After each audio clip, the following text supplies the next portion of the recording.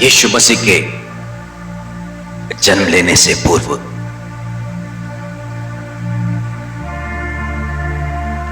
परमेश्वर की भविष्यवाणी की इस किताब में यशायाह नबी 9वीं अध्याय और उसकी 6वीं आयत में लिखा है, हमारे लिए एक बालक उत्पन्न हुआ, हमें एक पुत्र दिया गया है और प्रभुता उसके कांधे पर होगी और उसका नाम अद्भुत युक्ति करने वाला, अद्भुत युक्ति करने वाला। यीशु मसीह का नाम रखा था परमेश्वर ने, यानी कि मनुष्य जब यीशु मसीह के नामों पर गौर करे, परमेश्वर पिता से प्रार्थना करे,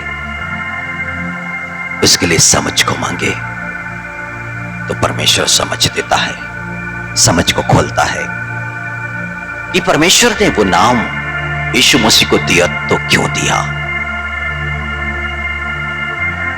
अद्भुत युक्ति करने वाला। यशायाह नबी की किताब और उसकी 28वीं अध्याय और 23 से लेकर के 29 तक में परमेश्वर ने इन गंभीर और भेद की बातों को वहां पर प्रकट किया। 28 की 23वीं आयत में लिखा है, कान लगाकर मेरी सुनो, ध्यान धरकर मेरा वचन सुनो। अब परमेश्वर ने आगे समझाना शुरू किया कि हल जोतने वाला बीज बोने के लिए लगातार जोतता रहता है, वो कुछ समय के लिए जुताई करता है, परंतु ये समझ दिया किसने? परमेश्वर ने पृथ्वी को बनाया, पृथ्वी पर मनुष्य को बनाया, पर बीज बोने से पहले खेत की जुताई करना है, ये परमेश्वर ने मनुष्य के मन में इस बात को डाला। अब परमेश्वर कह रहे, ध्यान धरकर मेरा वचन सुनो, क्या हल जोतने वाला बीज बोने के लिए लगातार जोतता रहता है? क्या वह सदा धरती को चीरता और हेंगा फेरता रहता है? क्या वह उसको चौरस करके सौंफ को नहीं चितराता, जीरे को नहीं बिखेरता और गेहूं को पाती पाती करके और जौ को उसके निज स्थान पर और कठिया गेहूं को खेत की छोर पर नहीं बोता? क्योंकि उसका परमेश्वर उसको ठीक ठीक काम करना सिखलाता और बतलाता है। एक किसान खेती बाड़ी करे, यानी कि जब उत्पत्ति की किताब में ये जब वंश बढ़ता चला गया, कुछ लोग अलग अलग तरह के व्यापार में जाने लग गए, पर उनके मन के अंदर में इस बुद्धि को दे कौन रहा था? उनको सिखा कौन रहा था कि कैसे काम करके किस बिजनेस में कैसे आगे बढ़ना है? यदि खेतों में बीज को बोना है तो उसके पहले क्या करना है और फिर कैसे बीज को बोया जाए, ये सब कुछ तो परमेश्वर मन पर डाल रहा था। इसका मतलब परमेश्वर बताना क्या चाह रहे हैं? आपके पास समस्या होगी, दुख होगी, तकलीफें होंगी, जीवन पर आगे बढ़ रहे होंगे, पर परमेश्वर कहता है युक्ति मेरे पास है, मैं सिखाऊंगा, मैं बताऊंगा, अपनी बुद्धि का सहारा मत लो। जब एक किसान को परमेश्वर सिखाता है कि बीज को कैसे बोना है, वही परमेश्वर आज सिखाने के लिए वापस उतर करके आया है कि तुम्हारे पास बहुत सारी प्लानिंग्स होगी, पर मेरे पुत्र का नाम मैंने रखा है अद्भुत युक्ति करने वाला। उसके लिए उसके पास में एक युक्ति है, पर जब तुम उससे प्रार्थना करोगे तब वो अपनी युक्ति को तुम पर प्रकट करेगा, तुम्हें समझ देगा, तुम्हें बुद्धि देगा, तुम्हें ज्ञान देगा, फिर तुम वैसे कार्य को करना और तुम सफल हो जाओगे। पर मनुष्य ने प्रभु यीशु मसीह को समझने की कोशिश नहीं करी, मनुष्य ने उसको जानने की कोशिश नहीं करी कि उसका नाम अद्भुत युक्ति करने वाला क्यों पड़ा। युक्ति तो वो करेगा, समस्या होगी हमारे पास, जीवन की बातों में हम उन्नति कर रहे होंगे, परंतु सारी बातों पर आगे बढ़ने के लिए, सारी बातों पर सफल होने के लिए युक्ति तो उसके पास में है। बाइबल में आगे लिखा है, दावने की गाड़ी से तो सौंफ दाई नहीं जाती और गाड़ी का पहिया जीरे के ऊपर नहीं चलाया जाता, परंतु सौंफ छड़ी से और जीरा सोटे से झाड़ा जाता है। रोटी के अन्न की दावनी की जाती है, परंतु कोई उसको सदा दावता नहीं रहता। और ना गाड़ी के पहिए ना घोड़े उस पर चलाता है, वह उसे चोर चोर नहीं करता। पर आगे लिखा है, यह भी सेनाओं के यहोवा की ओर से नियुक्त हुआ है, वह अद्भुत युक्ति करने वाला और महाबुद्धिमान है। सोचिए, सौंफ जीरा कैसे दावनी करने हैं गेहूं की, कैसे सोटे से निकालना है, ये परमेश्वर ने मनुष्य के मन के अंदर में डाला है।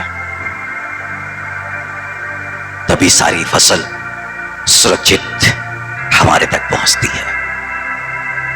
वही परमेश्वर कह रहा है कि यह भी सेनाओं की ओर से नियुक्त हुआ है। कौन?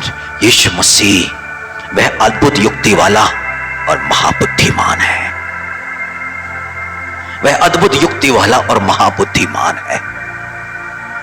इसलिए बाइबल कहती है, शरण पाने के लिए उसी के पास में जाओ।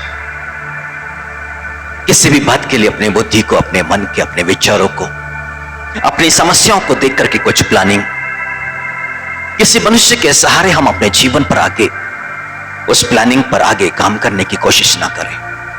हम क्या करें? उसके लिए ठहरें, उससे प्रार्थना करें, उसके वचन का इंतजार करें। उसका वचन, उसकी योजना, उसकी युक्ति को लेकर के आता है। परमेश्वर ना भविष्य की प्लानिंग तुरंत उसके मन पर हो जाती है। अदन की वाटिका में हव्वा से पाप हो गया, आज्ञा का उल्लंघन हो गया, आदम ने भी उस फल को खा लिया। परमेश्वर उतर करके आया, परमेश्वर उनको श्रापित कर रहा है, परमेश्वर उनसे सवाल जवाब कर रहा है। परंतु तीसरी अध्याय में उसकी 15वीं आयत में जाके परमेश्वर ने अपनी युक्ति को प्रकट कर दिया कि मैं तेरे और स्त्री के बीच में शत्रुता को उत्पन्न करूंगा। हजारों साल बाद की प्लानिंग 3:15 में परमेश्वर कहता है कि मैं तेरे, शैतान से परमेश्वर बोलता है, मैं तेरे और इस स्त्री के बीच में शत्रुता को उत्पन्न करूंगा। वो तेरे सिर को कुचलेगा और तू उसकी एड़ी को ढसेगा। भविष्य की प्लानिंग परमेश्वर ने रहस्य की बातों को प्रकट किया। मेरे और आपके जीवन में जो भी कुछ गुजर रहा है, जो भी कुछ समस्या होंगी, जिसको भी लेके आप परेशान होंगे, कोई भी दुख, फ्यूचर की कुछ भी प्लानिंग आपके पास में होगी, पर उसके पास हमसे उत्तम और सदा ठहरने वाली प्लानिंग है। 29:11 यिर्मयाह क्या, वो चाहता क्या है? उसने अपने बेटे का नाम अद्भुत युक्ति करने वाला रखा है। वो चाहता है कि जाओ, उससे प्रार्थना करो, उससे पूछो, वो अपने वचन को प्रकट करेगा, अपनी इच्छा को देगा, वो तुम्हें बताएगा, वो तुम्हें बुद्धि देगा क्या करना है और क्या नहीं करना है। उसने हमें अकेला नहीं छोड़ा है। वो जानता है कि हम करेंगे तो हम असफल हो जाएंगे, हम करेंगे तो हम निराश हो जाएंगे, हम करेंगे तो कहीं जाके हम दुखित हो जाएंगे। पर वो जानता है उसके बेटे के पास में जो युक्ति है हमारे लिए, उसमें ना निराशा है, ना दुख है, ना कभी असफलता है। वो परमेश्वर 3:15 के अनुसार कार्य करने में लग गया। यशा नबी में आकर के परमेश्वर ने फिर प्रकट किया कि वो अद्भुत महाबुद्धिमान परमेश्वर अपनी योजना पे काम कर रहा है। और प्रेतों के काम में जाकर के फिर वो उसके पवित्र वचन 2 देश में लिखा है, परमेश्वर की ठहराई हुई योजना और पूर्व ज्ञान के अनुसार वो पकड़वाया गया। परमेश्वर की ठहराई हुई योजना कहां पर ठहरा दी परमेश्वर ने? अदन की वाटिका में जब वो आदम से मिलने के लिए आया, और 3:15 में परमेश्वर ने अपनी योजना ठहरा दी थी कि वो भविष्य में कैसे कार्य करने वाला है। अपनी युक्ति को उसने वहां पर प्रकट कर दिया था। और एक एक करके परमेश्वर भविष्यद्वक्ताओं के माध्यम से अपनी युक्ति को एक एक करके प्रकट करता चला जा रहा था। यशा नबी 53 में फिर उसने यीशु मसीह के विषय में प्रकट किया कि उस समय यीशु मसीह की हालत कैसे होगी। उसने अपने पवित्र वचन के अंदर में बता दिया कि जब यीशु मसीह ना जब बालक रहेगा, जब वो दही और मक्खन खाना छोड़ेगा, तब क्या हो जाएगा। एक एक परमेश्वर की दृष्टि में देखा हुआ, एक एक प्लान किया हुआ परमेश्वर का, और वो सब समय के अनुसार जैसा जैसा परमेश्वर प्रकट करता गया पहले से भविष्यवाणी के माध्यम से, वैसा ही वैसा होता चला जा। अब वो क्या चाहता है इस नए वर्ष में? वो चाहता है कि अब हम उसके बेटे यीशु मसीह पर आधारित हो जाए, उस पर निर्भर हो जाए, उससे प्रार्थना करें, उससे विनती करें, उसके सम्मुख में आके दुहाई दें, उससे एक वचन को प्राप्त करें। वो जो उसके मन में चल रहा है हमारे लिए, अपने वचन को वो भेजेगा, उस पर उसकी योजना होगी और उस वचन के अनुसार वो हमारे लिए काम करेगा। बाइबल कहती है लूका के सुसमाचार में और उसकी दूसरी अध्याय में और उसकी 45वीं आयत में, धन्य है वह, मतलब आशीषित है वह जिसने विश्वास किया कि जो बातें प्रभु की ओर से उससे कही गई वे पूरी होंगी। कौन आशीषित है? जिसके पास परमेश्वर का वचन पहुंचा और उस वचन को प्राप्त करने के बाद में उसने विश्वास कर लिया कि हां अब ये बातें पूरी होंगी। वो व्यक्ति आशीषित, वो व्यक्ति धन्य हो गया। पर जिसने वचन को प्राप्त किया पर वचन पर विश्वास नहीं है, वो विश्वासी भी नहीं है वैसा व्यक्ति। वो अब कितने भी प्रार्थना कर ले, कितनी भी दुहाई दे दे, कितनी भी दुआ कर ले, उसके जीवन पर आश्चर्यकरण नहीं हो सकता। और इसलिए तो परमेश्वर चाहता है कि जब हम उसके बेटे यीशु मसीह के पास में आए, प्रार्थना करें, तब उसका पवित्र वचन हमको जो मिलेगा उस पर उसकी युक्ति, उसकी प्लानिंग सब कुछ मौजूद है। उसी के अनुरूप में वो काम करेगा। और इसलिए जब माता मरियम को परमेश्वर का पवित्र वचन मिला तो उसने विश्वास किया और कहा मुझ में तेरे वचन के अनुसार हो जाए, मुझ में तेरे वचन के अनुसार हो जाए। उसने अपनी योजना, अपनी युक्ति को लेकर के प्रार्थना नहीं किया कि ठीक है मैं तैयार हूं प्रभु, एक काम कर कि अब जल्दी से मेरा विवाह हो जाए ताकि तेरी इच्छा पूरी हो जाए और मैं उस संतान को जन्म दे सकूं।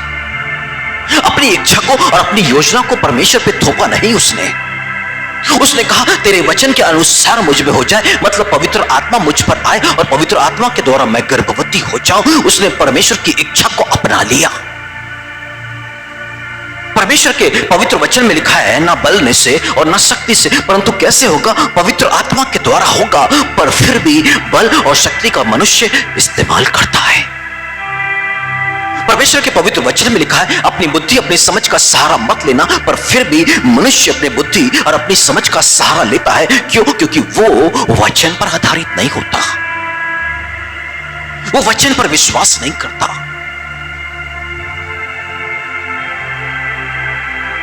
वो क्या चाहता है? यहोशापात के पास में बहुत बड़ी समस्या आ गई। दूसरा इतिहास 20वीं अध्याय के अंदर में मोआबियों ने घेर लिया है, वो डर गया है, परमेश्वर के पास में उपवास में चला गया, प्रार्थना में चला गया। तब परमेश्वर का वचन उसके पास में पहुंचा है और परमेश्वर का क्या वचन उसके पास में पहुंचा है? दूसरा इतिहास उसकी 20वीं अध्याय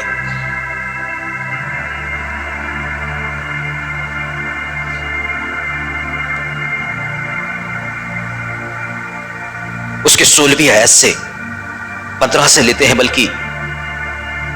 तब वह कहने लगा, हे सब यहूदियों, हे यरूशलेम के रहने वालों, हे राजा यहोशापात, तुम सब ध्यान दो।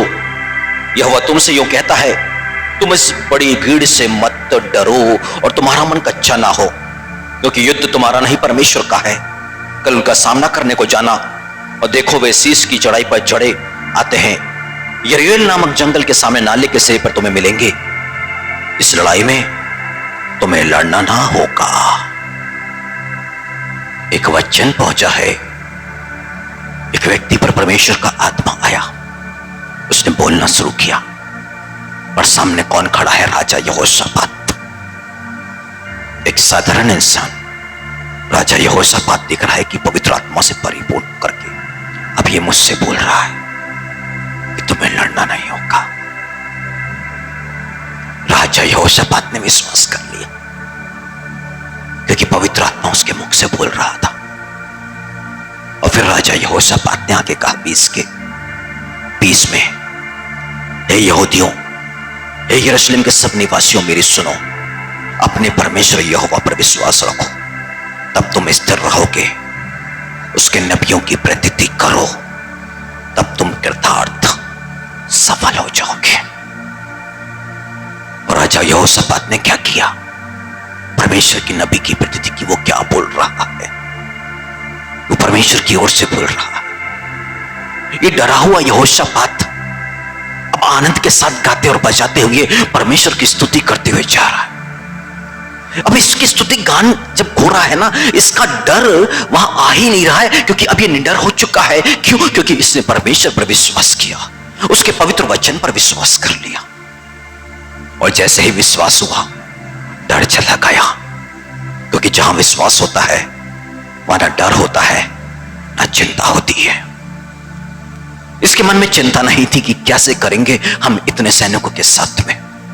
किसी बात की इसको चिंता करने की आवश्यकता नहीं, इसको तो जाना है। और बाइबल में ऐसा लिखा हुआ है, जो प्रोफेसी थी कि बस खड़े होना है, लड़ना नहीं है। वचन पर विश्वास। और जानते हैं, राजा यहोशापात वहां गया।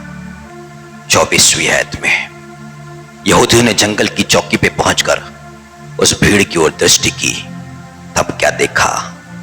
वे भूमि पर पड़े हुए शव हैं और कोई नहीं बचा। Hallelujah, hallelujah.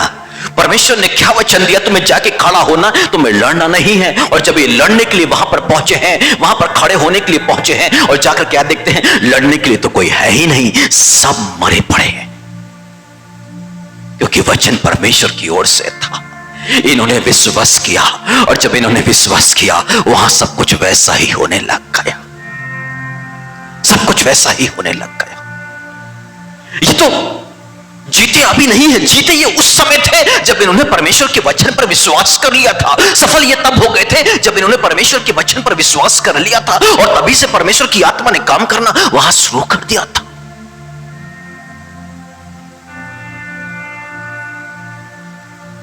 और वो परमेश्वर हमसे यही तो चाहता है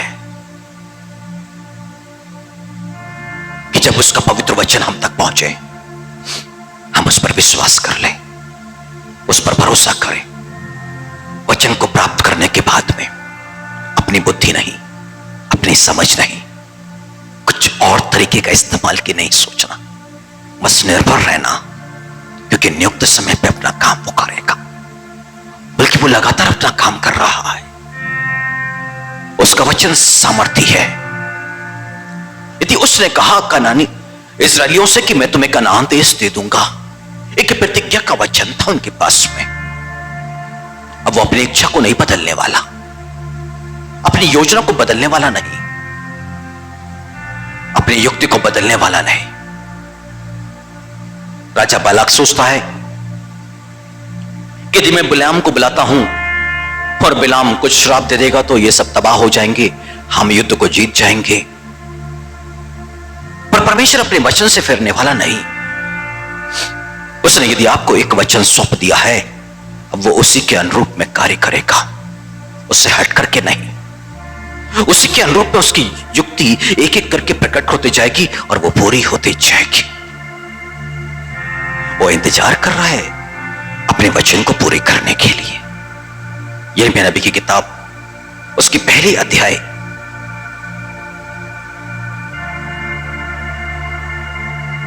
और उसकी 11 और 12वीं आयत में यिर्मयाह ने लिखा, यहोवा का यह वचन मेरे पास पहुंचा, हे यिर्मयाह, तुझे क्या दिखाई पड़ता है?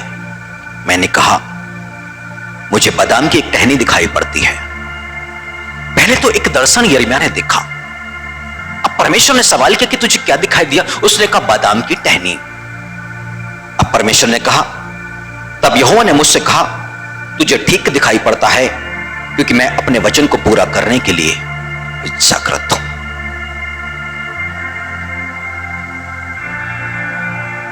मतलब कि बादाम की डाली, परमेश्वर उसको दिखा करके बता रहा है कि जैसे ही बसंत ऋतु आती है, बादाम सब जानते हैं ना, उसकी जो टहनी होती है बसंत ऋतु में सबसे पहले अंकुरित होती है। वर्ल्ड में कोई भी टहनियों पर अंकुरण नहीं होता है, पर बसंत ऋतु वो समय है जब बादाम की डाली सबसे पहले परमेश्वर कहता मैं जागृत हूं, यदि मैंने कोई वचन दिया है उसको पूरा करने के लिए मैं उतावल हूं, मैं उस वचन को पूरा करूंगा। पर उस वचन को पूरा होने के लिए उसे इंतजार किस बात का है? हमारे विश्वास का। बाइबल क्यों ऐसा कहती है? जो उसकी बांट जोते रहते हैं वो उकाबों की नाई सामर्थ को। बांट जोने का मतलब है इंतजार, प्रार्थना में उसका इंतजार करते रहना। फिर परमेश्वर का आत्मा क्रियाशील हो एक व्यक्ति के अंदर में, और उस कार्य को करने में जहां पर अब सफलता है, सिर्फ सफलता, वो परमेश्वर आज हमारे सामने अपने वचन के महत्व को बता रहा है। और वो वचन जो स्वयं यीशु मसीह है, जैसे महाबुद्धिमान अद्भुत युक्ति करने वाला कहा गया, वो परमेश्वर क्या चाहता है, वो प्रभु यीशु मसीह आज क्या चाहते हैं कि अब अपनी बुद्धि से, अपनी समझ से हम भरोसा छोड़ दें, हम मनुष्यों का भरोसा छोड़ दें। हम इस मन को बहुत परिश्रम करा देते हैं, सोच सोच के। परमेश्वर चाहता है ये सब बंद करना पड़ेगा, चिंता करना बंद करना पड़ेगा। तो करना क्या पड़ेगा? उसके सम्मुख में बैठ के प्रार्थना, उसके एक वचन के लिए, उसके वचन के लिए। वही वचन हमारा जीवन का आधार बनेगा। बाइबल में लिखा है वो अपने वचन को भेज के चंगा करता, वो अपने वचन को भेज करके चंगा करता है। अब कराइए भविष्यद्वक्ताओं से प्रार्थनाएं, पास्टरों से प्रार्थना, कुछ नहीं होने वाला। पर उनके माध्यम से जो वचन को भेजा उसको स्वीकार किया तो आप चंगे होना शुरू हो जाओगे।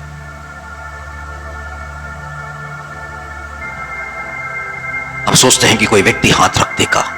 आहा, यीशु मसीह बहुत सामर्थ्य ना, स्वयं परमेश्वर वही तो अपने दासों को अपनी सामर्थ्य देते हैं।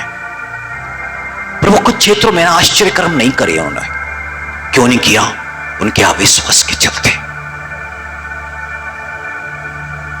यानी कि विश्वास एक व्यक्ति के जीवन पर आश्चर्य कर्म लेके आता है, पर जब तक उस वचन पर विश्वास नहीं करेगा, उस पर मनन चिंतन मनुष्य नहीं करेगा जो परमेश्वर की ओर से एक मनुष्य, तब तक वो आश्चर्य कर्म को प्राप्त नहीं कर पाएगा। और वो परमेश्वर क्या बोल रहा है?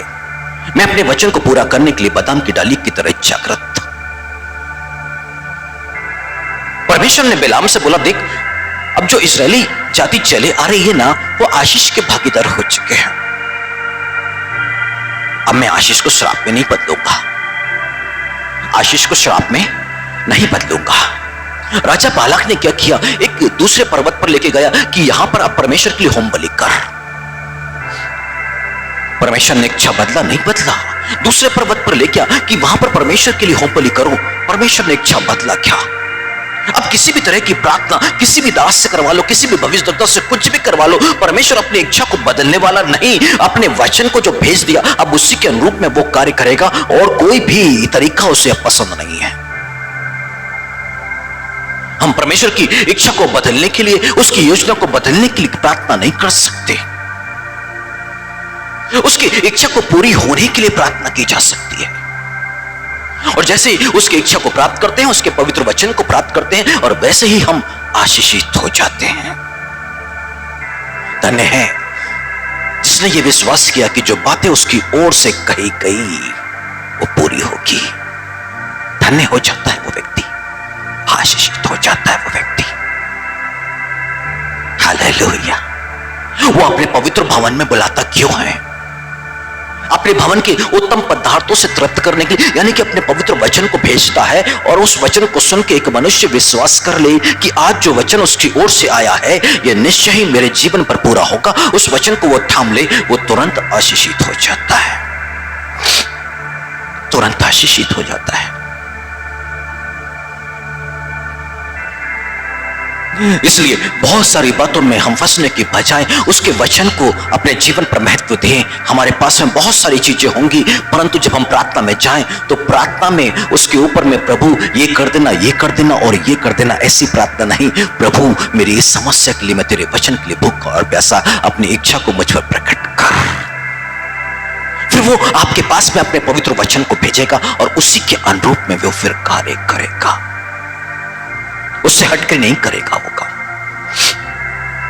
यानी कि हम जीवन पर आगे बढ़ना चाहते होंगे, किसी दुख में होंगे, तकलीफ में होंगे, बीमारी में होंगे, परेशानी में होंगे, तो प्रार्थना में बैठे तो प्रार्थना में क्या मांगे? वचन, उससे वचन को मांगे। माता मरियम के पास में वचन आया। स्वर्गदूत ने माता मरियम से कहा कि जो वचन परमेश्वर की ओर से होता है वो प्रभाव रहित नहीं होता है, वो प्रभाव रहित नहीं होता है। यानी कि वो वचन जो हमारे पास में आया है उसके अंदर में वो तमाम भेद छिपे हुए हैं, जो अब हमारे जीवन पर उसका आत्मा उसी के अनुरूप में कार्य करना शुरू करेगा। मिद्यानी फलिस्तियों को 7 साल की, मिद्यानियों ने इस्राएलियों को 7 साल की बंधुआई में रखा। परमेश्वर हम उनको छुड़ाना चाहता है। 7 साल का समय हो रहा है। गिदोन को परमेश्वर ने चुना, परंतु गिदोन पराक्रमी है, शूरवीर है, वो बड़े युद्ध को लड़ सकता है। परंतु गिदोन अपनी ताकत पर भरोसा नहीं कर रहा है, अपनी बुद्धि पर भरोसा नहीं कर रहा है, अपने सैनिकों पर भरोसा नहीं कर रहा है कि मैं परमेश्वर का चुना हुआ हूं, मैं सफल हो जाऊंगा, इस पर भरोसा नहीं कर रहा है। वो परमेश्वर की आवाज का, उसके वचन का भूखा प्यासा। परमेश्वर बातें कर रहा है तो वो परमेश्वर को सुन रहा है। जितने डरे हुए हैं वापस भेज दिया। 22,000, 32 में से 22 कम हो गए। 10 पानी पीने के लिए लेके चल, वो लेके चला। 300 बचे, 300 के द्वारा युद्ध होएगा। गिदोन को नहीं मालूम परमेश्वर की उस युद्ध के लिए योजना क्या है, युक्ति क्या है, तरीका क्या है। परमेश्वर प्रकट कर रहा है।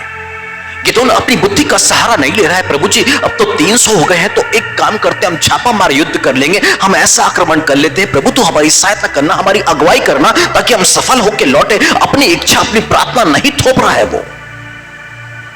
वो इंतजार कर रहा है परमेश्वर की युक्ति का। और परमेश्वर ने एक योजना दी। 300 लोग, 300 मसाले, सबके हाथ में एक एक जलती हुई मसाले, हंडी से ढांक करके जाओ। गिदोन ने सवाल नहीं किया, परमेश्वर की युक्ति पर, योजना पर भरोसा था। वो लोग रात के अंधेरे में पहुंच गए वहां पर। और होता क्या है, परमेश्वर की आज्ञा से उस हांडी को फोड़ना है और एकदम से लाइट, और सामने के सैनिक आपस में लड़ गए। ये परमेश्वर की युक्ति जो गिदोन अब देख पा रहा है।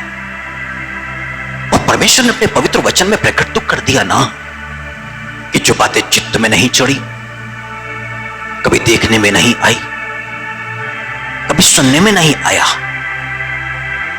अपने प्रेम करने वालों के लिए ऐसी अद्भुत चीज है परमेश्वर ने तैयार कर रखी है। मतलब जब वो स्पॉट पर वो चीजें होती हैं तब समझ में आता है ये तो हमने कभी सोचा ही नहीं था। परमेश्वर को काम करने का समय चाहिए, परमेश्वर को काम करने की आजादी चाहिए है, परंतु वो कब करेगा हमारे लिए काम? जब हम उसके वचन को स्वीकार करेंगे। एक महान परमेश्वर के महान कार्य को अपने व्यक्तिगत जीवन के अंदर में देखना है तो उसके वचन को महत्व देना पड़ेगा। हर प्रार्थना में उसके वचन के लिए आपको ठहरना पड़ेगा। आपकी समस्याओं के लिए उससे बात करनी पड़ेगी। राजा हिजकिय्याह पैर में बीमारी हो गई, मरने पर है। अब उसने ये नहीं कि बाइबल में यहां पर लिखा है कि चलो वहां पर या यरूशलेम बेतसैदा के कुंड के पास में पानी हिलाया जाए। राजा है ये, राजा हिजकिय्याह राजा है कि चलो एक कुंड है, पानी हिलाते हैं तो मैं भी जाऊंगा, चंगा हो जाऊंगा।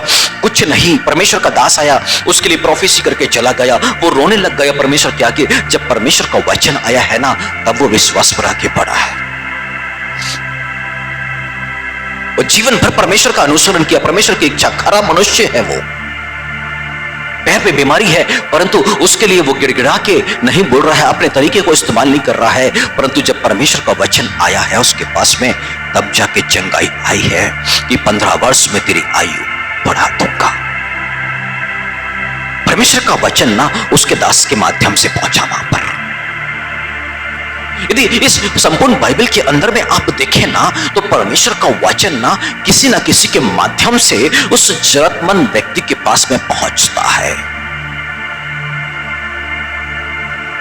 पर कब पहुंचता है? जब एक मनुष्य ना उसके वचन के लिए भूखा और प्यासा बैठा होगा, प्रार्थना कर रहा होगा, तरस के साथ, भूख और प्यास के साथ, क्योंकि वो भूखों को तृप्त करता है, प्यासों को भी।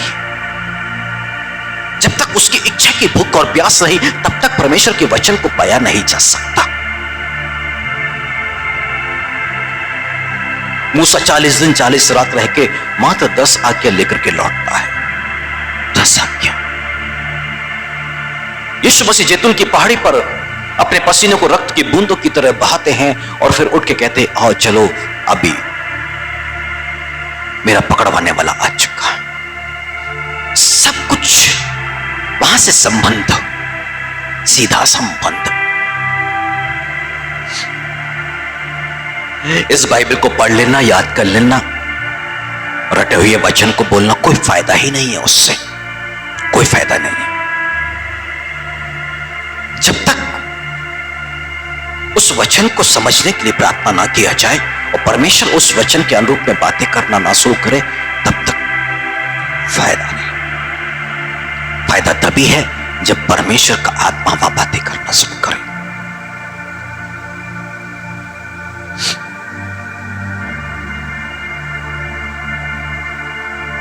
परमेश्वर की युक्ति एक के बाद एक देखें तो जब समय पूरा हुआ तो अपने इकलौते पुत्र को उसने भेजा।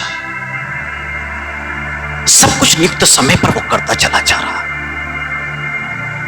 और बाइबल कैसा कहती है कि जो उससे प्रेम करते हैं, सारी बातें मिलकर भलाई को उत्पन्न करती है, सारी बातें भलाई को। यानी कि जीवन पर एक छोटा सा दुख भी आया है तो आपके लिए कुछ भलाई को लेकर के आया है, पर उसको जानने की आवश्यकता है कि उसमें परमेश्वर की मर्जी, उसकी इच्छा क्या है। उसे छोड़ने के लिए हम प्रार्थना नहीं कर सकते, उसकी इच्छा को जानने के लिए प्रार्थना कर सकते हैं। हालेलुया। यीशु मसीह छूटना चाहते हैं, ये प्याले को हो सके तो इस प्याले को मेरे सामने से हटा ले, परंतु अंतिम प्रार्थना क्या है उनकी? मेरी नहीं तेरी इच्छा पूरी हो। फिर परमेश्वर ने अपनी इच्छा को प्रकट किया कि कटोरा तेरे पिए बिना नहीं डाला जा सकता, तुझे पीना ही होगा। पूरे संसार का उद्धार है इसमें। एक बार क्रूस पे चढ़ना, सारे संसार को तू बचा लेगा। यीशु मसीह तैयार हो गया, मेरे बिना पिए नहीं टल सकता, इस कटोरे को मैं पीने के लिए तैयार हूं। उस दुख को उठाने को तैयार हो गया, परमेश्वर की इच्छा को जान करके। हालेलुया। हर एक दुख हमारे जीवन में पवित्रता को लेके आता है। हर एक दुख हमारे जीवन पर उसके नियम, उसकी विधि को लेकर के आता है। हर एक दुख आने वाले समय में महिमा का कारण बनता है, पर हमें उसे खोजना है, कारण को, उसकी इच्छा को जानने की आवश्यकता होती है। और जैसे उसके उस वचन को ग्रहण करते हैं, बस वैसे ही उसका पवित्र आत्मा कार्य करना शुरू करता है। और माता मरियम ने यही किया, उसके वचन को ग्रहण किया, क्योंकि उसने जान लिया था कि जो वचन परमेश्वर की ओर से होता है वो प्रभाव रहित नहीं होता है। इलीशिबा जो बुढ़ापे में मां बनने वाली, उसके घर में जब इसने कदम रखा तो उसने कहा, धन्य है वह जिसने यह विश्वास किया कि जो बातें परमेश्वर की ओर से उससे कही गई वह पूरी होंगी। Hallelujah, hallelujah. वो क्या चाहता है कि उसकी तरफ से जो बातें बोली जा रही है उसको हम ग्रहण करें, उस पर विश्वास करें। बस उसकी यही मर्जी है। अब देखें, बाइबल में उत्पत्ति से लेकर प्रकाशित वाक्य तक उसने बोला है क्या करना और क्या नहीं करना है। इस संसार के अंदर में जितने भी करोड़ों अरबों में जो मनुष्य है ना, उनकी समस्या यहां से कहीं 10-100 गुना ज्यादा होगी। उस सारी समस्याओं का जवाब यहां पर मौजूद है, यहां पर मौजूद है। बस उससे उस वचन को मांगने की जरूरत है, उससे प्रार्थना कर। और जिस दिन वो मन के अंदर में उस बात को उत्पन्न कर दे, किसी दास किसी भविष्यवक्ता के द्वारा उस वचन को आप तक भेज दे, बस वहीं से उद्धार का कार्य शुरू हो गया। जीवन पर आशीष आनी शुरू हो गई। उस वचन को ग्रहण करने वाला मनुष्य तुरंत आशीषित हो जाता है। हमारी मामी जी यहां बैठी हुई है। एक कन्वेंशन में हम लोग थे और वहां पर उन्होंने कहा था कि अपने पैरों से जूते उतार दो, जिस स्थान पर तुम हो वो स्थान पवित्र है। मैंने नए शूज पहने थे, उतार के गेट पे रखा और मैंने मम्मी से बोला था कि मेरे नए शूज से थोड़ा सा खड़े हो तो ध्यान दे देना। मैंने क्या किया था? वचन को ग्रहण किया था पहली बार जीवन पर, पहली बार। उसके पहले बाइबल पढ़ता था, चर्च जाता था, वचन का महत्व नहीं था। और उस दिन पहली बार उस वचन को सुना, उस प्रचारक के मुंह से कि अपने पैर से जूते उतार दो। सबके लिए था, सबके लिए, जितने बैठे थे हजारों में वहां पे, कि अपने पैरों से जूते उतार दो, जिस स्थान पर तुम हो वो स्थान पवित्र है। और पहली बार मैंने उस आवाज को सुना, जूते उतार के और वहां गेट के पास में रख दिया। और उस पूरी सभा के अंदर मैं अकेला था, जहां जिस पर प्रभु यीशु मसीह समा गए, पवित्र आत्मा से मैं भर गया, क्योंकि मैंने किसे महत्व दिया? वचन को। मैं वो व्यक्ति था उस सभा के अंदर में जिसकी एक आंख से दिख नहीं रहा था। उस दिन दिवाली का दूसरा दिन था और मेरी आंखों में बम लगा हुआ था, मुझे दिखाई नहीं दे रहा था।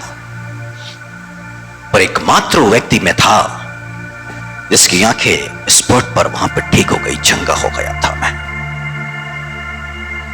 क्योंकि उसके एक वचन को महत्व दिया। बहुत से वचन बोले गए थे, पर जो मूल उद्देश्य था परमेश्वर का, जिस वचन को लेकर वहां प्रचार किया जाना था, उस वचन को ग्रहण करना मेरे जीवन पर परिवर्तन लेकर के आया। वो वचन यीशु मसीह के 7 बार दर्शन को लेकर के आया। वो वचन मेरे लिए चंगाई को लेकर के आया। वो वचन मेरे लिए पास्टर का एक पद लेकर के आया। वो वचन ना जाने कितने लोगों के लिए आशीष को लेकर आया। वो वचन ना जाने कितने लोगों के लिए चंगाई को लेकर के आया। और उसने मुझे इस्तेमाल करना शुरू किया और लोग आशीषित होने लग गए। एक वचन अद्भुत काम करने लग गया। एक वचन, वो आज भूखा और प्यासा है। परमेश्वर ऐसे लोगों का भूखा और प्यासा है, क्योंकि भजन संहिता 138 उसकी दूसरी आयत में कहा कि उसने अपने बड़े नाम से ज्यादा अपने वचन को महत्व दिया है। जब वो परमेश्वर अपने वचन को महत्व दे रहा है, तो वो हमसे क्या चाहता है कि हम भी उसके वचन को महत्व दें, उसके वचन को महत्व दें। क्योंकि धन्य है जो उसके वचन को सुनता और उस पर चलता है। यीशु मसीह ने कहा, वही मेरा भाई, वही मेरी बहन, वही मेरी माता। ये वचन जिसे ग्रहण किया जाता है, एक रिश्ते की स्थापना करता है। ये वचन जिसे ग्रहण किया जाता है, वो व्यक्ति पर आशीष को लेके आता है। ये वचन जब एक मनुष्य ग्रहण करता है, तो बाइबल में लिखा है, अपने वचन को भेज करके जिस गड्ढे में पड़ा है उससे वो निकालता है। मतलब कि आपकी समस्याओं से आप बाहर आएंगे, पर कैसे? उस वचन के द्वारा जो आप तक भेजा गया। वो वचन 55-10 ऐसा नबी की किताब के अंदर में लिखा है कि अपना काम पूरा किए बिना या सफल किए बिना वापस नहीं लौटेगा।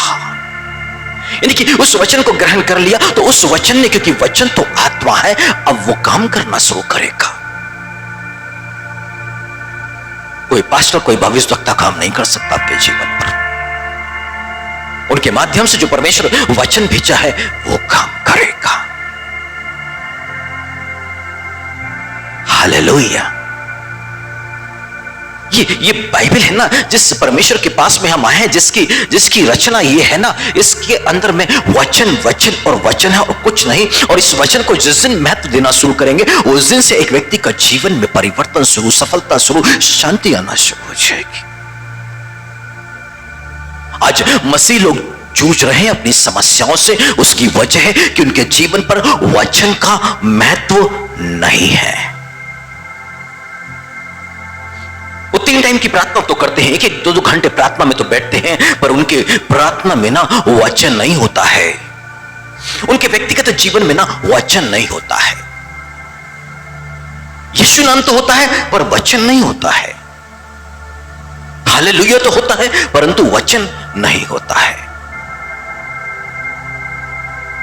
परंतु यीशु मसीह ने स्पष्ट कर दिया सामरी स्त्री से बात करते समय, आत्मा और सच्चाई का मतलब ट्रुथ, सत्य। और यीशु मसीह ने कहा तेरा वचन ही सत्य है।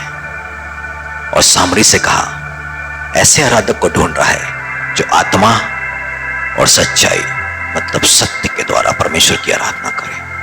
जो अपने जीवन में सत्य को यानी कि परमेश्वर के वचन को ग्रहण करता जाता है वही एक सच्चा आराधक बनता चला जाता है।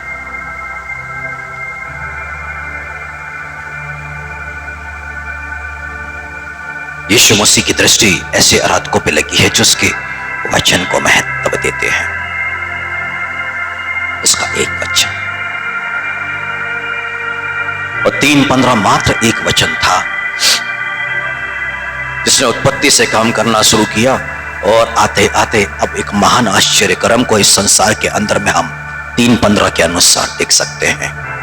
कितना बड़ा रहस्य भेद उस 3:15 के अंदर में छिपा हुआ था। तो सोचिए आपके पास जो एक वचन आया कितना अद्भुत आश्चर्य कर्म लेके आया हुआ है।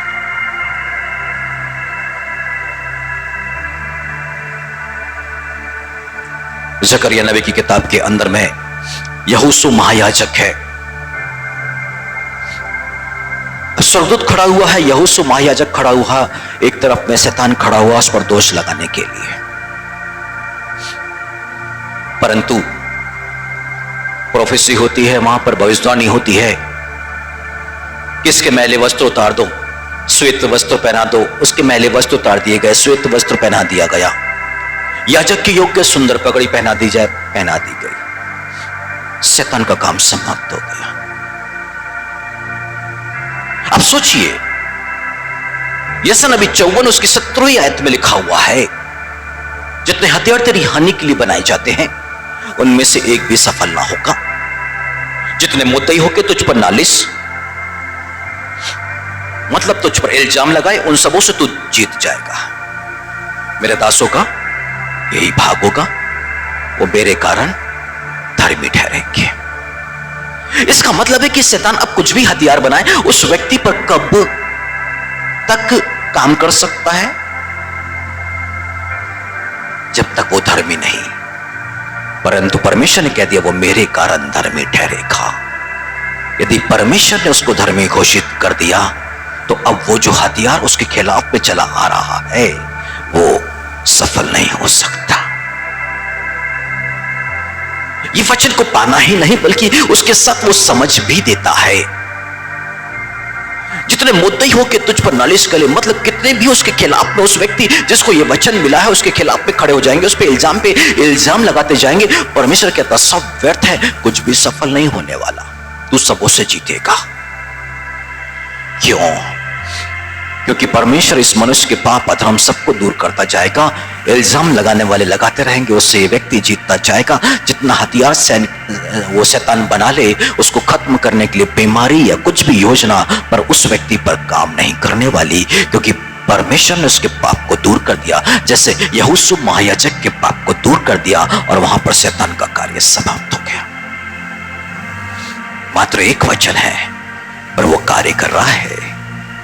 जितने बनाए जा रहे हैं उनको निष्फल कर रहा, जितने इल्जाम लगा रहे हैं उनको निष्फल कर रहा है। वही वचन उस व्यक्ति को धर्मी घोषित करने के लिए परमेश्वर की निकटता में ला रहा है। वही वचन उसे परमेश्वर का दास के रूप में स्थापित कर रहा है। एकमात्र 54-17 वचन कुछ काम करना शुरू कर दिया। सोचिए कितना सामर्थ्य है परमेश्वर का वचन। तो यीशु मसीह जब प्रकाशित वाक्य में अपने आप को प्रकट किया तो उसने फिर लौदीकिया की कलीसिया से बात करना शुरू किया और कहा, मैं द्वार के सामने खड़े होकर खटखटाता हूं, मेरे शब्द को सुन के द्वार खोलेगा तो। मेरे शब्द को सुन के, यानी कि वो प्रचार जो यहां से किया जा रहा है, इसको सुन के द्वार, अपने मन को खोल, अपने हृदय को खोल। मैं भीतर आना चाहता हूं। ये तू वचन को ग्रहण करता है तो मैं आ जाऊंगा, वचन को ग्रहण करता है तो मैं आ जाऊंगा। तो सोचिए, उसके वचन को ग्रहण करना, एकमात्र एक वचन को ग्रहण करना और वो आ जाएगा। संसार में क्या सबसे उत्तम वस्तु, अपने भवन की सबसे उत्तम वस्तु अपने बेटे को फिर से दे दिया उसने।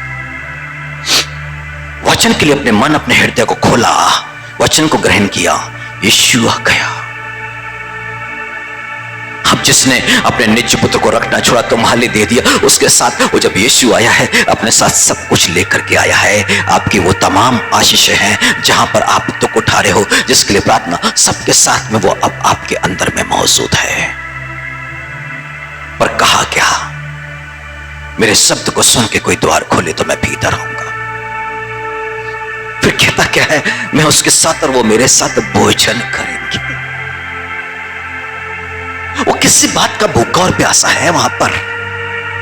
वो यीशु मसीह यूं ही इस शब्द को नहीं कहता, इस वचन को नहीं कहता है, वो अपनी इच्छा को एक व्यक्ति पर प्रकट कर रहा है कि मैं तुम्हारे साथ भोजन करना चाहता हूं, आत्मिक भोजन करना चाहता हूं, मैं तुम्हारी आत्मा को बलवंत करना चाहता हूं, मैं भी तुम्हारे साथ उस वचन की सेवकाई में मौजूद रहूंगा, हम आपस में भोजन करेंगे, मैं भीतर आऊंगा तुम्हारे साथ। उसने अपनी इच्छा को प्रकट कर दिया। कैसे? वो हमारे भीतर में आना चाहता है।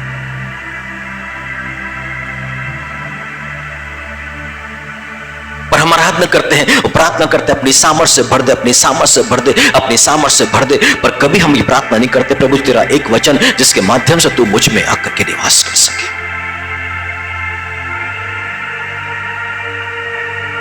हमने कई बार सुना है कि मंजूसा में 10 आज्ञाएं, परंतु जहां पर 10 आज्ञा थी वहीं परमेश्वर आग और बादल के खंभे के रूप में आके ठहरता और किसी क्षेत्र में नहीं आया है और कहीं नहीं आया। वो मंजूसा क्यों चाहता? फिर जब वो तो मूसा को मालूम चलता कि अब हमको आगे बढ़ना है। वो मंजूसा ही थी जिस पर वो 10 आज्ञा रखी हुई थी। यरदन नदी में उसको आगे लेके चले तो नदी 2 भाग हो गई। Hallelujah, hallelujah. नदी कैसे 2 भाग हुई? जब वो मंजूसा आगे आगे चला है। ये मंजूसा ही था जो दाऊद के पास में होता तो वो जय को प्राप्त करता। 10 आज्ञाएं, यानी कि जहां पर वचन है वहां यीशु है और जहां यीशु है वहीं पर तो सफलता है। सिर्फ सफलता को ले ले और यीशु या वचन को प्राप्त ना करें तो इंसान फिर सफल नहीं हो सकता। उसे वचन ग्रहण करना है, यानी कि यीशु को ग्रहण करना है और तब जाके सब कुछ बदलना शुरू हो जाएगा। हालेलुया। आज नए साल का दूसरा दिन है और परमेश्वर ने अपने पवित्र वचन में हमारे लिए प्रकट किया कि हमारे लिए एक बालक उत्पन्न हुआ, हमें एक पुत्र दिया गया है और उसका नाम अद्भुत युक्ति करने वाला। तो क्यों ना आज अद्भुत युक्ति करने वालों को अपने साथ में लेके जाए। हालेलुया। उसके पास में ना इस संसार की हर विपत्ति, हर समस्या, हर दुख, हर तकलीफ का इलाज है। उसके पास में युक्ति है उससे निकाल ले जाने के लिए। उस समस्या को आजाद होने के लिए प्रार्थना न करें, प्रार्थना करें कि यीशु आपके जीवन पर रहे। इस पूरे वर्ष में प्रत्येक दिन में आप प्रार्थना करें, प्रत्येक क्षण में आप प्रार्थना करें कि आप यीशु मसीह में और यीशु मसीह आप में बना रहे। आप यही प्रार्थना करें और परमेश्वर स्वयं आपके जीवन पर काम करना शुरू कर देगा। इस पल में भी आप प्रार्थना करें कि प्रभु आप मेरे जीवन पर रहें। आज हम आपके साथ अपने घरों को लौटना चाहते हैं। और देखिए, यदि उसका आज एक वचन ग्रहण किया, कौन सा वचन? जैसा है नबी 9:6 कि हमारे लिए एक बालक उत्पन्न हुआ, हमें एक पुत्र दिया गया और उसका नाम अद्भुत युक्ति करने वाला है। अब अद्भुत युक्ति करने वाला स्वर्ग में नहीं, यहां मेरे दिल पर है। हालेलुया। उसका नाम यीशु है, जिसे मैंने आज 9:6 को ग्रहण किया है। ये वचन अब मेरे मन पर रहेगा, मेरे दिल पर रहेगा। तो ये वचन यानी कि यीशु मसीह अब मेरे दिल पर रहेगा, अद्भुत युक्ति करने वाला। अब मैं उससे प्रार्थना करूंगा अपनी समस्या, अपने दुख के लिए। बस जरूरत है कि मुझे अपने दिल पर उसको बना के रखने की, और फिर वो मुझे युक्ति बताएगा। मेरी सारी समस्या, दुख और तकलीफ से बाहर निकालने के लिए वो अपनी युक्ति को प्रकट करेगा। हालेलुया। अनंत जीवन तक ले जाने के लिए वो अपनी युक्ति को प्रकट करेगा। हालेलुया। अब रास्ते में कितनी भी रुकावटें आ जाएं, कितनी भी समस्या खड़ी हो जाए, कोई भी, क्योंकि जब इजरायली निकले ना, तब वो मोआबियों ने रास्ता रोका, पर वो उन्हें हरा नहीं पाए। वो अपने जय के जुलूस के साथ में निकलते चले जा रहे हैं। सांप ने आके काटना शुरू किया, पर फिर भी वो रोक नहीं पाए। बहुत सारी समस्या, पानी की कमी आ गई, फिर भी वो रोक नहीं पाए। खाने की समस्या आ गई, फिर भी बस वो लगातार ये काफिला आगे बढ़ता चला जा रहा और बढ़ता चला जा रहा है। हालेलुया। हम भी निरंतर अनंत जीवन के लिए आगे बढ़ते और बढ़ते चले जाएंगे, कोई भी रोक नहीं सकता। और यीशु मसीह ने कहा कि जिन्हें पिता ने मेरे हाथों में दिया है, उन्हें मेरे हाथों से कोई छीन नहीं सकता। जब वो यहां पर होगा, तब कोई भी हमें टच, शैतान तो बिल्कुल भी अय्यूब को टच किया तो बर्बाद करता चला गया। शरीर पर बीमारी, टच करने का अवसर से मिला है। हालेलुया। छूने का अवसर शैतान को मिला तो शैतान ने अय्यूब और अय्यूब के परिवार को बर्बाद कर दिया। पर जब तक परमेश्वर ने रोक के रखा था, तब तक वो आबाद था। तो सोचो, वो यीशु मसीह यहां रहेगा तो एक शैतान कैसे फिर आपको स्पर्श कर सकता है?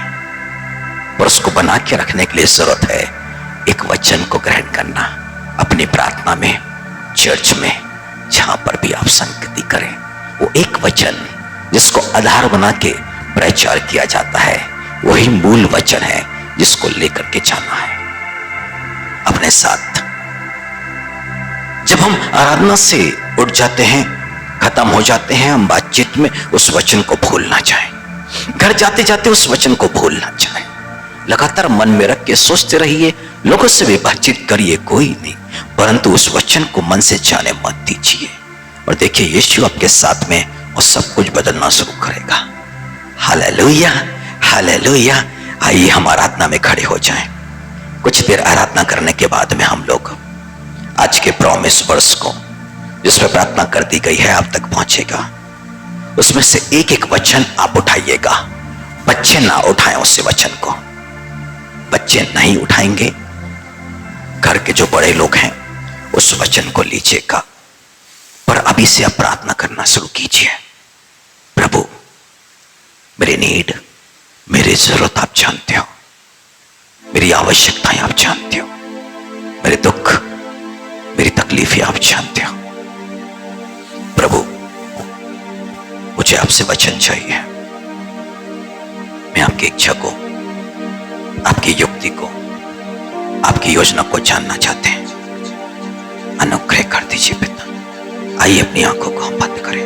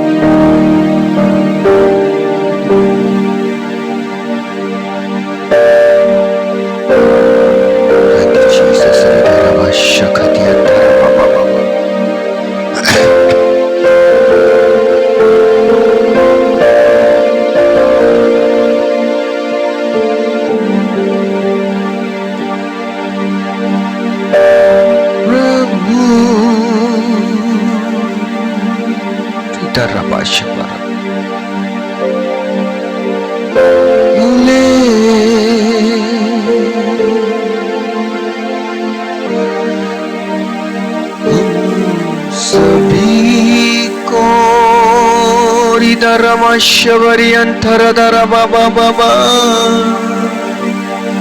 Holy Lord, Holy Jesus.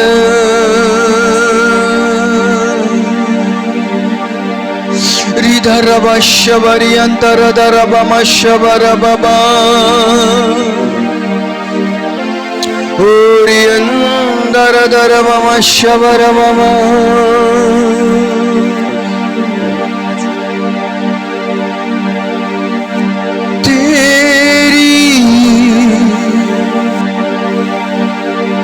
महिमा का बादल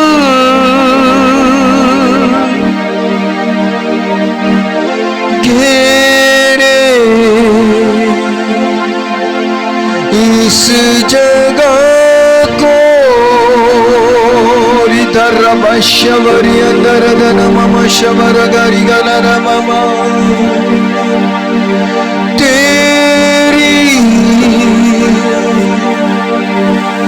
महिमा का बादल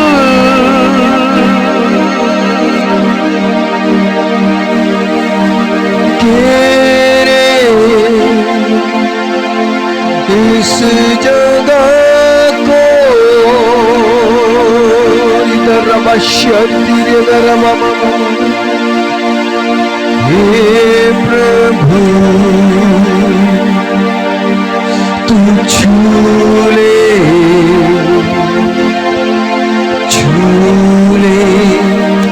हम सभी को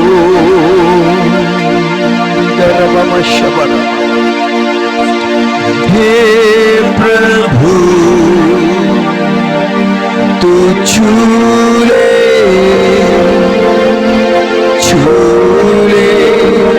हम सभी को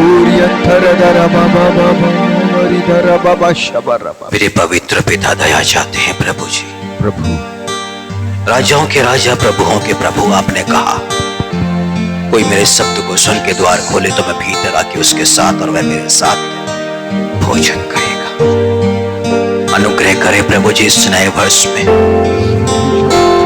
हम लगातार प्रभु जी आपके साथ में और आप हम में बने रहे प्रभु जी। इस नए वर्ष में हमें कुछ नहीं चाहिए प्रभु जी।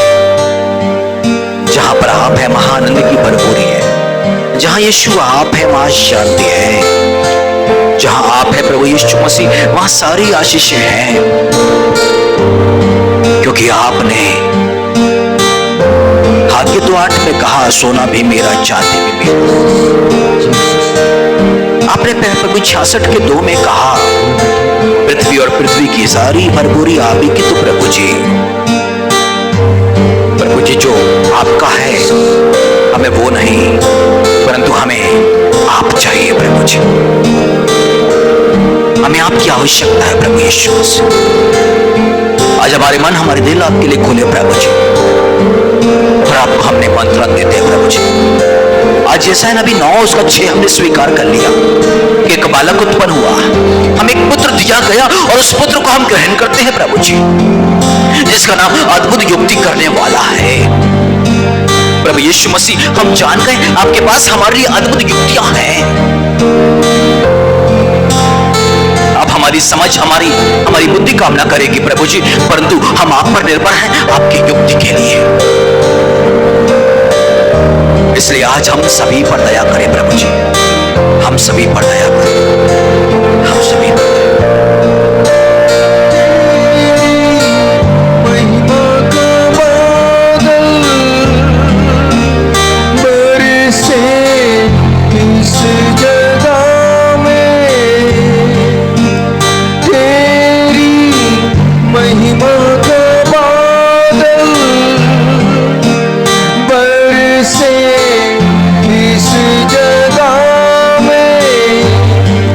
चंगा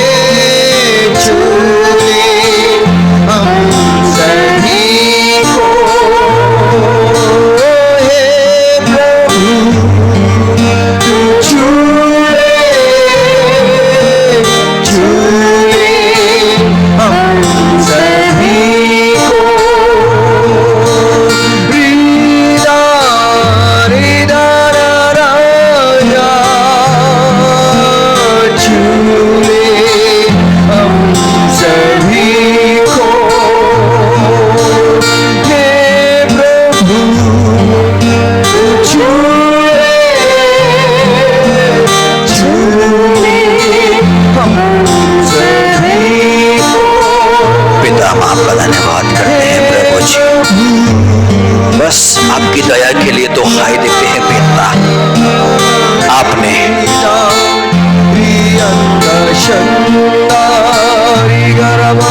अपनी गंभीर बात को हम पर प्रकट किया पिता।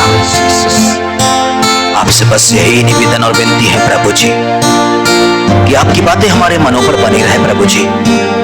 और आज प्रभु जी आपके पवित्र वचन आपके इकलौते पुत्र को लेकर के हम यहाँ से जाने पाए, आपकी दया के लिए धन्यवाद करते हैं पिता। आज जब ये वचन हम ग्रहण करने जा रहे हैं, इस पर आपकी आशीष चाहिए, हमारी प्रार्थना का उत्तर चाहिए पिता। ऐसा अनुग्रह हम पर कर दे पिता, यीशु मसीह नाज़री के नाम से। हालेलुया। जीसस, हम इस वचन में से एक एक वचन उठा ले। देखिए ना, प्रार्थना के साथ उठाते जाए और निश्चय ही प्रभु आपसे बातें करेगा इन वचन के माध्यम से। वो हालेलुया। जीसस, वो हालेलुया।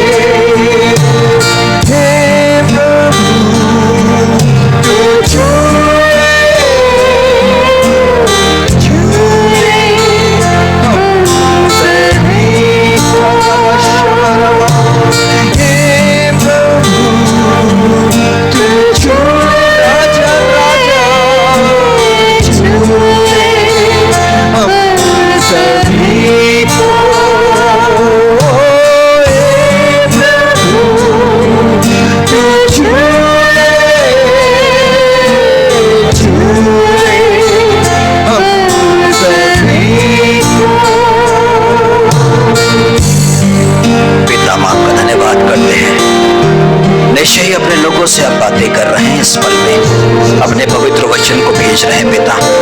आपकी दया करुणा के लिए धन्यवाद करते हैं पिता। जितने आज यहाँ आए उन्होंने आपके पवित्र वचन को सुना, अपना मन बनाया आपकी इच्छा का सम्मान करने के लिए, आपके वचन का आदर करने के लिए।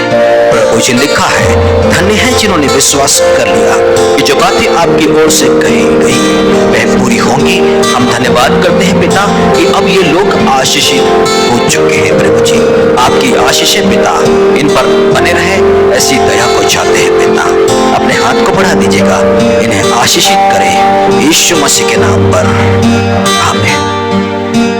हम अपने स्थानों पर बैठ सकते हैं, ज्यादा समय नहीं, इसके बाद हम फिर अंतिम आराधना में चलेंगे। एक वचन में लेके आया हूं बेटी सुनैना के साथ उसे मिला था, और इस पर लिखा है लूका 10:9 के अनुसार कि वहां के बीमारों को चंगा करो, उनसे कहो परमेश्वर का राज्य तुम्हारे निकट आ पहुंचा है। इस पर लिखा है बीमारों को चंगा करो। हालेलुया। कुरिन्थियों के नाम पत्र में लिखा है कि जिसके पास शांति है वो ही किसी को शांति दे सकता है, जिसके पास जो है वही वो दूसरों को दे सकता है। इसका अर्थ आप जानते हैं, इसका मतलब परमेश्वर इस बेटी को चंगा करना चाहता है, तभी तो ये दूसरों की चंगाई के लिए प्रार्थना करेगी। आमेन, आमेन। हालेलुया। यानी कि परमेश्वर इससे प्रॉमिस कर रहा है चंगा करने के लिए। अब जरूरत है कि मनुष्य परमेश्वर के वचन पर विश्वास करके बस दुहाई देना शुरू करे, उसकी इच्छा को पूरा करना शुरू करे, और परमेश्वर अपने वचन को बादाम की डाली की तरह जागृत है पूरा करने के लिए। Hallelujah, hallelujah. इसका मतलब है कि परमेश्वर ने इस बेटे कि इसे वो पूर्ण रूप से करेगा। हालेलुया। वो परमेश्वर ने प्रकट कर दिया और अपने कार्यों को भी बता दिया कि परमेश्वर इसके द्वारा अब लोगों के जीवन पर अद्भुत आश्चर्य कर्मों को भी करेगा। हालेलुया। मेरे पवित्र पिता परमेश्वर प्रभु नाजरी के नाम से इस बेटी को प्रभु जी आपकी योजना के आपकी युक्ति के लिए आपके हाथों में सौंपते हैं पिता। एक बार फिर पिता परमेश्वर इसकी बीमारी पर अधिकार करते हैं और यीशु नाम में इसके शरीरों से अब इसे दूर करते हैं। अपने वचन के मुताबिक प्रभु जी अब चंगाई के वरदान के लिए इस बेटी को इस्तेमाल करे, ऐसी दुआ करते हैं पिता यीशु मसीह नाजरी के नाम से। Hallelujah, hallelujah. तू जो त्यागी हुई और घृणित ठहरी, यहां तक कि कोई तुझ में से होकर जाता था, इसके बदले तुझे सदा के घमंड और पीढ़ी पीढ़ी के हर्ष का कारण ठहराऊंगा। इसका मतलब है कि परमेश्वर इसके स्थान को अब ऊंचा करने जा रहा है। आमेन। हालेलुया। परमेश्वर उसके स्थान को ऊंचा करने जा रहा है। यानी कि जिनकी दृष्टि एक में ये गिरी हुई थी, एक निम्न थी, इसका मान नहीं था, इसका सम्मान नहीं था, आदर नहीं था, अब परमेश्वर उस दृष्टि में उसे महान करने जा रहा है। हालेलुया, हालेलुया, इस हालेलुया। अब परमेश्वर इस बेटी के साथ में अनंत करुणा से तुझ पर दया करूंगा। हालेलुया। कौन सी करुणा? अनंत, कभी ना खत्म होने वाली करुणा के परमेश्वर इस पे दया करना चाहते हैं। सो आप अपने पवित्र वचन को पढ़ें, उसको परमेश्वर से समझने के लिए प्रार्थना करें। आप मांगे परमेश्वर से कि परमेश्वर ने आपके साथ में कौन सी वाचा, कौन सी प्रॉमिस, कौन सी प्रतिज्ञा दी है, ताकि आप उसको लेकर के प्रार्थना करें। और परमेश्वर हमारा शरण स्थान और बल है संकट में। परमेश्वर यहां बताना चाहते हैं पुष्पा सिस्टर से कि संकट में आसानी से मिलने परमेश्वर हूं मैं। आंसुओं को बहाने की जरूरत नहीं, दुखी होने की जरूरत नहीं, किसी मनुष्य को ताकने की आवश्यकता नहीं। परमेश्वर के तब मैं हूं और बहुत आसानी से मैं मिलूंगा तुम्हें। Hallelujah, hallelujah. और ये बातें ना चित्त पर बनी रहे, इसको लेके प्रार्थना में रहें और देखिए परमेश्वर कैसे अद्भुत कार्य आपके जीवन पे करेगा। उसने जितने वचन मुझे दिए हैं एक एक करके वो पूरा करता चला जा रहा है। मेरी पूरी बाइबल के अंदर में हर वचन में मेरे सिग्नेचर हैं जहां उसने दिया, और वो डेट और टाइम है। हालेलुया। और परमेश्वर अपने उस वचन को पूरा कर रहा है। एक वचन पढ़ के फिर हम आराधना में चलेंगे। देखिए वचन क्या है लवी का। हाँ, मैं तेरे वंश को आकाश के तारागण के समान करूंगा, मैं तेरे वंश को ये सब देश दूंगा, पृथ्वी की सारी जातियां तेरे वंश के कारण। हालेलुया। अब्राहम पर की जो ब्लेसिंग्स थी वो सारी की सारी लवी के साथ में हैं, परंतु ये कब है कि अब्राहम ने परमेश्वर की आज्ञा ना और परमेश्वर ने अपनी सारी वाचाओं को पूरा किया। इसका मतलब है परमेश्वर की अधीनता में जीवन जीने के लिए इसकी बुलाहट है, क्योंकि परमेश्वर के पास में इसके लिए महान युक्ति और महान योजना मौजूद है। हालेलुया। तो आइए अपने स्थानों पर खड़े होकर हम वही प्रार्थना करें जो प्रभु यीशु मसीह ने हमें सिखाई है।